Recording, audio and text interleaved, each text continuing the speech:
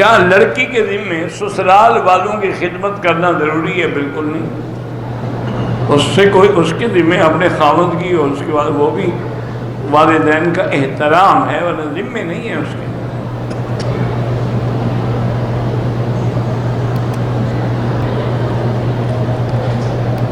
صدقے کی جو رقم ہے، ہمارے گھر میں جو لوگ کام کرتے ہیں اس کو تنخواہ میں تو نہیں دے سکتے، ویسے دے سکتے ہیں۔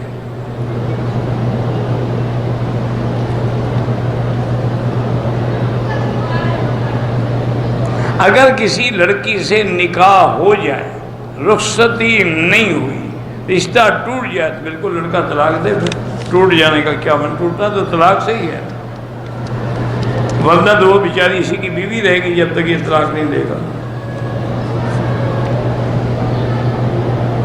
اگر بچہ 9 مہینے کا ہو، عمرے میں اٹھایا ہوا ہے، اس کے اس طرح پھروانے کی کوئی ضرورت نہیں۔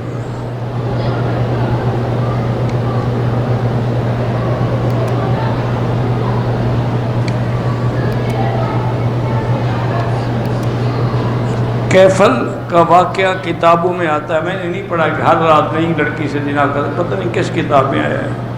جس کتاب میں آیا اگر ابھی پڑھ، باقی اللہ قادر ہے، چاہے کتنا بڑا گناہ گار ہو، کافر نہ ہو تو اس کی توبہ قبول ہو سکتی ہے۔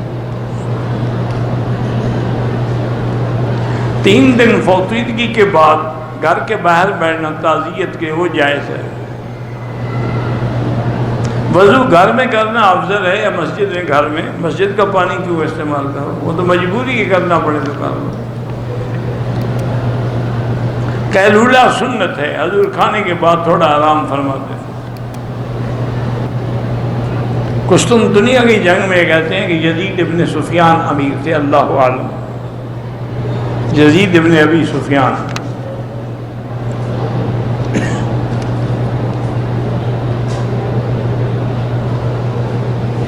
بہرحال جہیز لینا جو ہے ناجائز ہے شریعت میں اور حرام ہے، باقی آپ کی مرضی۔ اسی طرح براتیوں کا لڑکی کے گھر سے کھانا کھانا بھی جائز نہیں ہے۔ نکاح اور ولیمہ ایک دن سنت کے خلاف ہے، ایک دن نکاح ہو، ولیمہ میاں بیوی کے ملنے کے بعد۔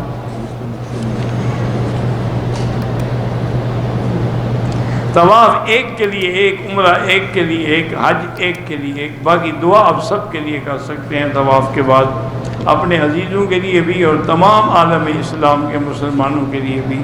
واللہ اعلم۔ اللہم صلی علی سیدنا